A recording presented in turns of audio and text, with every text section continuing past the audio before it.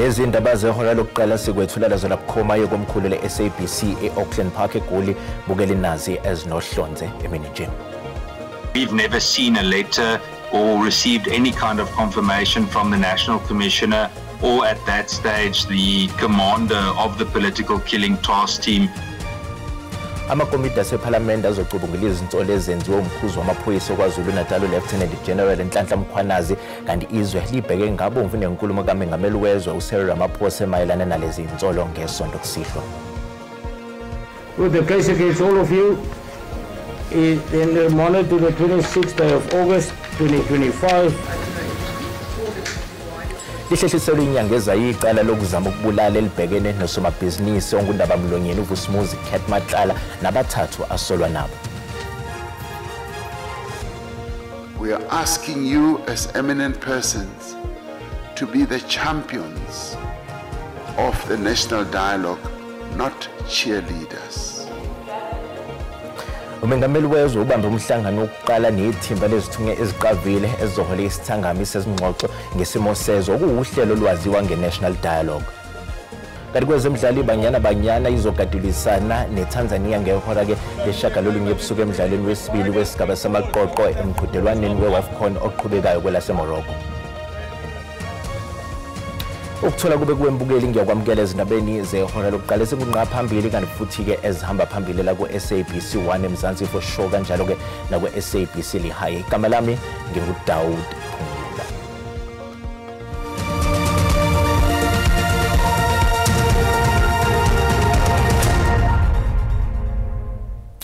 Umengameli wezwe uCyril Ramaphosa kulindele ukuthi ethule inkulumo azobe eyibhekise esizweni ngehora lesikhombisa kusihlwa ngesonto ezochaza mayelana-ke nezinyathelo ezilandelayo ngemva kwezinsolo ezenziwe umkhuzi wamaphoyisa kwaZulu Natal Lieutenant General Nhlanhla Mkhwanazi. UMkhwanazi usoleke ungqongqoshe wamaphoyisa uSenzo Mchunu kanye nezikhulu eziphezulu zamaphoyisa ngenkohlakalo. Njengoba abantu bakuleli beyilindele ngabomvu inkulumo kaMengameli wezwe azobe eyibhekise esizweni ngesonto, ithimba lezokuphepha ePhalamende linikezwe izinsuku eziyishumi ukuthi licubungule izinsolo ezenziwe uMkhwanazi bese liqhamuke nesiphakamiso sokuthi kufanele iPhalamende liphendule kanjani kulezi nsolo. Part of the work that we are going to do is to check closely the context of what Lieutenant General Mkhwanazi would have said in his press briefing and make a proposal to the National Assembly on what do we think must happen in terms of the IDEC being fingered and members of the judiciary being fingered. Ideally, if you think about it, it would have been a very, very good investigation this for IPID, to take on. But unfortunately, IPID now reports to the same minister as the police, so it makes proper oversight and investigation in an objective sense very, very difficult. Ngakolunye uhlangothi kusayindida ukuthi ingabe ngempela ubani owagunyaza ukuvalwa kwethimba lamaphoyisa elabe liphenya ngokusocongwa kwesombusazwe esifundazweni kwaZulu Natal.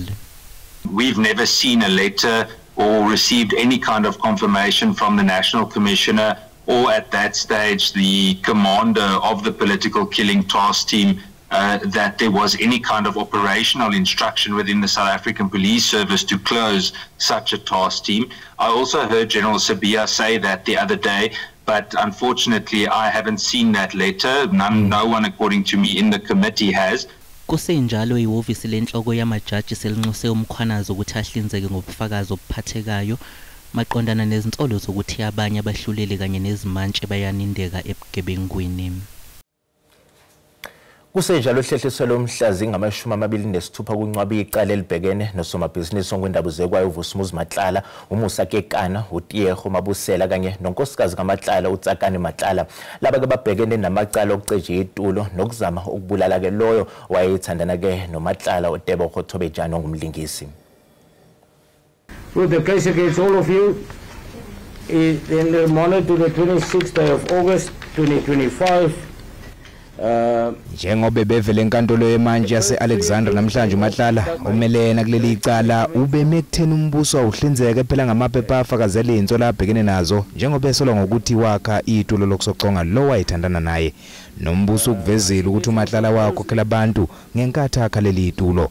Kusenjalo iqembu umkhonto wesizwe lithi NPA izingalingi ihlulwe leli icala njengoba ke isike yahlulwa amanye amacala amakhulu. The defense is relying on the loopholes that they may find in the way the state is handling the case. And we want to warn the NPA that they've been botching a few high-profile cases and they will not do this with this one. They've spoken about the Section 205, whether or not it's there. And you would know that if it's not there, it means the evidence collected may not be admissible in court because it might have been collected illegally. Iqembu umkhonto wesizwe lithi liyameseka ukhomishana wamaphoyisa esifundazweni KwaZulu-Natal ensolweni asanda kuyiveza nokuyizinsolo eziveza ukuthi uMatlala uxhumana nezinye izikhulu zamaphoyisa. Umkhonto wesizwe we take seriously and in very dim view the revelations by the Lieutenant General Mkhwanazi, and we were very clear to South Africans that we support his stance fully and we are behind him. Matlala usagciniwe esitokisini kanti abanye asolwa nabo nabevele nabo enkantolo namhlanje bangaphandle ngebheyili. Umengameli wezwe Cyril Ramaphosa ohlangane kokuqala ke namhlanje ePitoli namalungu angaphezulu kwama-30 ahlonzwe njengezithunywa eziqavile ezizohola ke isithangami sezingxoxo ngesimo sezwe okuwuhlelo olwaziwa nge-National Dialogue. Uhlaka ke losaziwayo ke ozohola ke isithangami zezingxoxo ke ngesimo sezwe ludidiyelwe ke omakadebone emkhakheni yahlukene kusukela kusombusazwe osomabhizinisi izifundiswa kanye ke nakwezikaqedwe isizungu. Leli thimba losaziwayo bekungokuqala lihlangana ndawonye ukuzozethula phambi kaMengameli wezwe. uRamaphosa ukhulume ngalokho okulindelwe kulabo abazohola lesi ithangami. We are asking you as eminent persons to be the champions of the national dialogue, not cheerleaders. We expect that you will critically consider the progress and the conduct of the national dialogue and provide advice where correction is required. Umengameli uthe uhlelo lwengxoxo ngesimo sezwe lizoqhubeka nakuba sekukhona abafuna ukulibeka amabala. Ukuchaze njengamampunge ukuthi lo msebenzi uzodla imali engaphezulu kuka-700 million amarandi. We have already been confronted by the challenge of misinformation and misrepresentation, whether on what is perceived as the high cost of the national dialogue or on who is running it. Amalungu anohlonze emphakathini ayingxenye okuyiwo ahlonze ukuhola isithangami zengxoxo ngosimo sezwe athole nethuba lokuzazisa phambi kaMengameli. I am so honored to be here because I write stories and interviewed around the world about what the hell is going on there. I wish we'd walk out here, Mr. President, with a new story to tell, just for me. So I'm here in many ways to help assist with the facts, to open space and talk about these incredibly uncomfortable issues in our country and try to figure out how to resolve this and finish the process. Uhulumeni wesifundazwe KwaZulu-Natal umnyango wamaphoyisa kanye nowezesebenzi baqhubeka ke umkhankaso wokugasela ke ezinkampanini nokuhloswe ngawo ukubhekana ke nokukhathazeka okuvezwe umbiko wezomhloli ke mayelana nokuqashwa kwabantu bokufika abakudleli ngokungemthetho. Inhlaka ezahlukene ezibhekeleleke ezokuphepha amaphoyisa kanye nabomnyango obhekelele izisebenzi bagaseleke kwesinye sezitolo ke lapha esibizwa ngokuthi iChina Plaza sisendaweni ke yasembilo eningizimu nje yeTheku. Into ke ebizokwenziwa la ukuzobheka ukuthi labo abaqashiwe abasebenza la esitolo banawo yini esingathi ke igunya noma incwadi ezibagunyaza ukuthi babe kuleli. Undunankulu wesifundazwe uMnumzane uThamsanqa Ntuli ekhipha ke statement sabe zindaba ukubalulile ukuthi uhulumeni waKwaZulu-Natal uthatha ke izinyathelo ezinqala manje ukuqinisekisa ukuthi bonke abantu abaqashiwe ikakhulukazi endaweni ezifana nalesitolo esikusona namhlanje banawo amaphepha abagunyaza ukuthi babe lapha eningizimu Afrika. Sikwazile ke ukuthola engxoxweni yethu noNdunankulu wesifundazwe ukuthi bayisishaka lolunye abashaqiwe ekutholakala ukuthi ke baqashiwe lapha ke banawo amaphepha abagunyaza ukuthi babe lapha emsebenzini noma babe khona ke lapha eningizimu Afrika. Akubalulile ke uNdunankulu enkulumweni yethu ngaphambilini sibe nayo ukuthi ke uhulumeni njengamanje usuthatha igqathu lokuthi uqinisekise ukuthi zonke izindawo lapho eqashwe khona abantu baqashwe ngokusemthethweni bakhona ke abakwazile ukuphunyuka kulomkhankaso babalekela ingalo yomthetho nathi ke undunankulu umkhankaso kwelo uzoqhubeka nokuthi ke wenziwe ikakhulukazi lapha esifundazweni kwaZulu-Natal. Bukele yonke manje sisathiqu ezitolo kanti uma sibuya sizokuphathela uWT. Wazi ngendlela kwenzeke ngakhona angikhona ukuthi ngingachaza because kubhlungu ngoba umuntu alele lapha usiswami. Saqala uphenyo mayelana nembangela yokuquba komlilo odluleke nabantu abahlala endaweni eyimjondolo eOliven Hotbosch ePitoli namhlanje kuseni.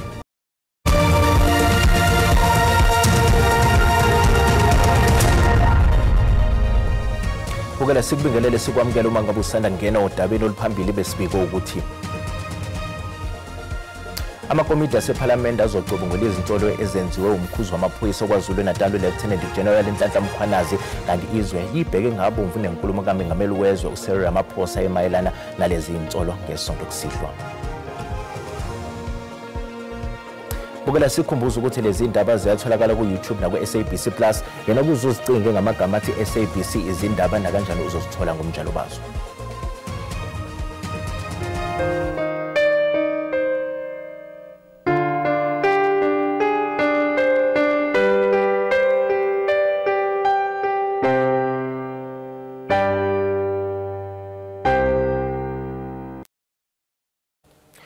Njengoba ezofihlwa kusasa lo wabe yiphini likaMengameli wezwe uDavid Mabuza, iANC bibambe izinkonzo zesikhumbuza ezintathu esifundazweni eMpumalanga. Njengoba ezofihla kusasa lo wayeyiphini likaMengameli wezwe ongasekho uDavid Mabuza, iANC ibambe inkonzo yokuqala esikhumbuza izolo kuso sonke isifundazwe eMpumalanga.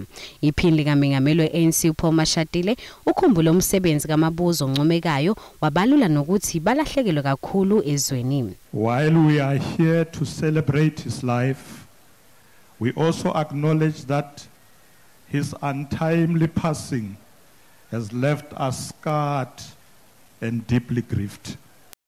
uMashatile unxuse ukuthi kube nemizamo yengeziwe ukuhlonipha uMabuza ukuze kufezwe umqulu wenkululeko. Even though Comrade DD has departed, we must work with speed to ensure that the vision of the Freedom Charter is achieved as he would have continued to advocate for it. As a principal member of the ANC, his priority was about building an inclusive economy that creates jobs, eradicates poverty, and reduces inequality. Usihlalo kazwelonke weANC uGwede Mantashe wabelana ngomzuzu ogcina anawo ngoMabuza. I met DD face to face 4 weeks ago eMorningside eSandton kwakhe. Endisamonile uDavid Mabuza udlule emhlabeni ngesonto ledlule neminyaka engama-64 ubudala kanti uzohlonishwa ngomngcwabo esigaba sesibili sezingeni likahulumeni kusasa.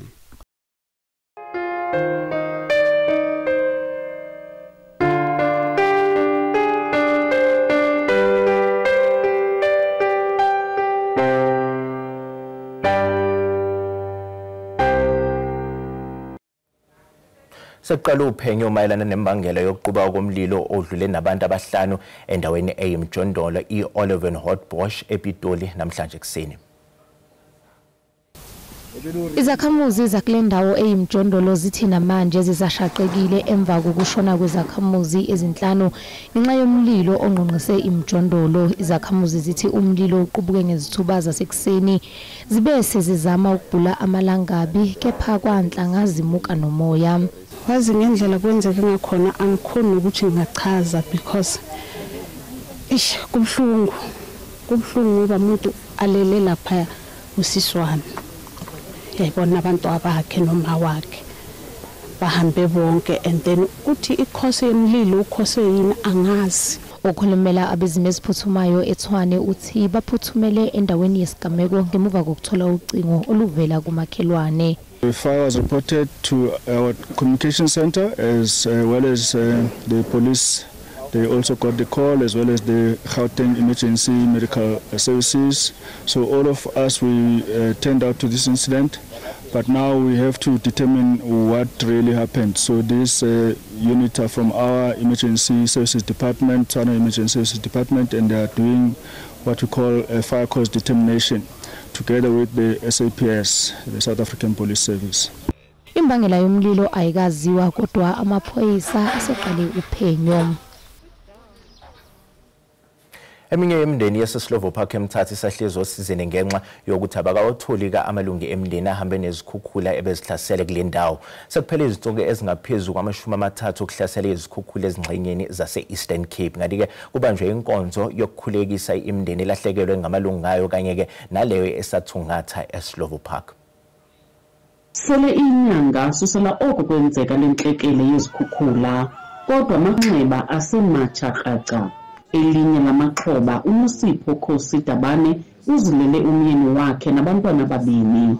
Ela kurhulumente njembe bethembisile into bana kho umuntu ungazunga ufumana umzimba wakhe ngomuntu wakhe olahlekileyo ancedise ndifumane umntanami. Yona nto ndizayicela kuye leyo. Lo mthandazo ujolise ekuziseni ithemba nenkxaso kumaxhoba sentlungwini.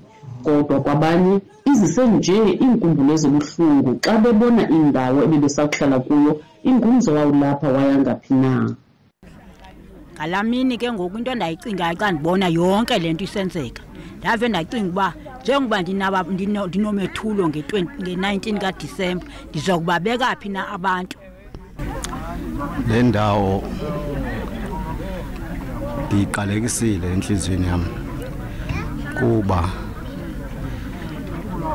diswelekelwe ngumtshanam ezohlala nam apha. Abaququzeleli bale nkonzo bakhulelwe kubeni iza kuyithomalalisa intlungu. Ngoku sizobabuyisela ebuntwini because most yabo bathi sidinga kwalento okuthiwa i-counselling kesilungiswe ingqondo. Bangaphezu kwekhulu abantu abatshatyalaliswe zezi zikhukhula. Kwindaba ze-SABC ndingufundiswa Mhlekude eMthatha. Kusenjalo izisulu zezikhukhula ezevile ekhulwini nama-50 zisale ezingenayo indawo yokufihla ikhanda amahora ka-12 ngemva kokuxoshwa ehhotela elisenkabeni yedolobha iTheku nokuyilapho bezikhoseliswe khona ngemva kwezikhukhula ezahlasela ngasekuqaleni kwalonyaka. Izisulu zezikhukhula ezalahlekelwa amakhaya azo ngoNhlolanja ekuqaleni kwalonyaka zizakugona okokuqala zikhishwe endaweni ezikhoseliswe kuyo. Ezinye zezakhamuzi ezikhishiwe zithi zaziswe mhla zintathu uNtulukazi ukuthi zizokhishwa kulelo hotela. Kusolwa ukuthi imbangela ukuthi umnyango wezokuhlaliswa kwabantu KwaZulu-Natal uhlulekile ukukhokha. Izindlu besinazo lela muntu amanzi kade aqala ukusingenela angena amanzi aphuma esikline siphinde sibuyele endlini ngaphakathi. Kodwa manje izindlu lezo bazidilizile basithatha bona basifaka la emahotela. Ihholo silala ngoba siyalwazi usizi lasehholo.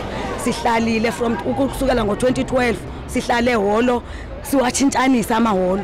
Sesisuka nakwihholo lakwaQu ngo-2016. Enye inkinga ebekwe umnikazi wehhotela ukuthi isibalo sabantu abebehlala kule ndawo seqile esibalweni sabantu okwakuthiwa bazohlala lapha.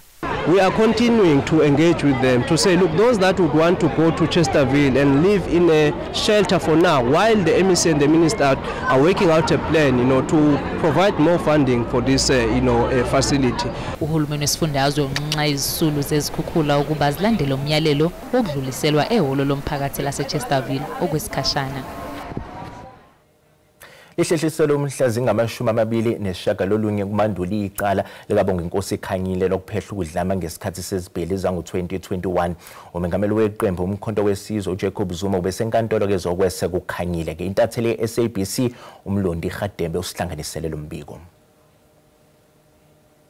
Ngemuva kokuthi inkantolo ilalele ubufakazi buka Brigadier Umsizi Nyuswa kade ephoswa imibuzo ummeli kaMangalelwa uBonkosi Khanyile ekungusizwe ecele, inkantolo iyagoqa ukuze leli cala liqhubeke ngomhla ka-29 ukuya kumhla ka-3 ku-October. Nakhona lapho kuzobe kusalalelwe bona ubufakazi kulona leli cala, kanti sokhuluma lapha noPhilani ongumkhulumeli wakhe uBonkosi Khanyile. Philani mangasusichaze nje kafushane icala nje manje liqhaqile, ikuphi nini nikubonayo? Siyazi ukuthi ngesikhathi eside licala likhona. Kuyiqiniso impela ukuthi iqala kaseliguqile lipostponiwe to mhla 29 September. Okusiphatha kabi kakhulu lokho thina ngoba isifiso sethu sokuthi ke icala lifike emaphethelweni uphuma isinqumo senkantolo, ngoba sisasho namanje ukuthi uKhanyile akanacala, akukho okuronga akwenza ngokuthi ke abekwe uvo lwakhe, ngoba eSouth Africa kunalento ekuthiwa i-freedom of speech, ukuthi uyakwazi ukukhuluma uvo lwakho ukuthi kuronga ukuboshwa kwengumongameli, umongameli umkhonto wesizwe manje baba uMsholozi. So akukho wrong ukuthi enze njalo uKhanyile. So siyazi ukuthi licala nje ukumosha imali abakho kubentela lokumosha isikhathi sabantu.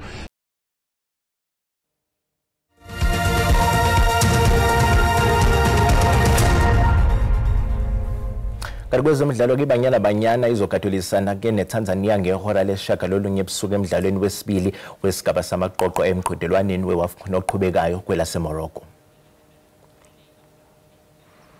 Lamaqembu azobe ebhena kwesibili emlandweni weWAFCON. iBanyana yanqoba ngamagoli amabili kwelilodwa ngesikhathi lamaqembu egcina ukudlala kulomqhudelwano. eNingizimu Afrika yaphinde yaguqisa iTanzania emidlalweni emibili yokuhlungela ama-Olympics. Kodwa kulokho iBanyana ilindele umdlalo onzima umsibhena leli qembu. We want to get a win. It would cement our place in the second round, and then the last group game would obviously determine who goes top. But I've seen the matches over the last couple of days. There's no easy game, and we've played Tanzania before, but that game's out of the window. It means nothing. So we also know that they need to win to stay in the competitions. iBanyana kuzomela idlale kahle ithatha amathuba ayo ngaphambi kwamapali. Move the ball around. That's all they need to do, because that's our strength as a team. Moving into small pockets, keeping the ball that long, making sure we tire our opponents, and making sure that when we get in the final third, we create those chances and maybe capitalize on them. Lo mdlalo uzoqala ngehora lesishagalolunye namuhla kusihlwa. Ukhomishani wenhlangano ebhekela amalungelo abantu uTsepo Madlengozi uthi inkantolo yamalungelo abantu eEurope icacisile ukuthi eSwitzerland yanyathela amalungelo omsubathi wakuleli ukhasi. Bukela umhlahlo wesimo sezulu uyalandela emva kwekhefu nganyakazi siyabuya.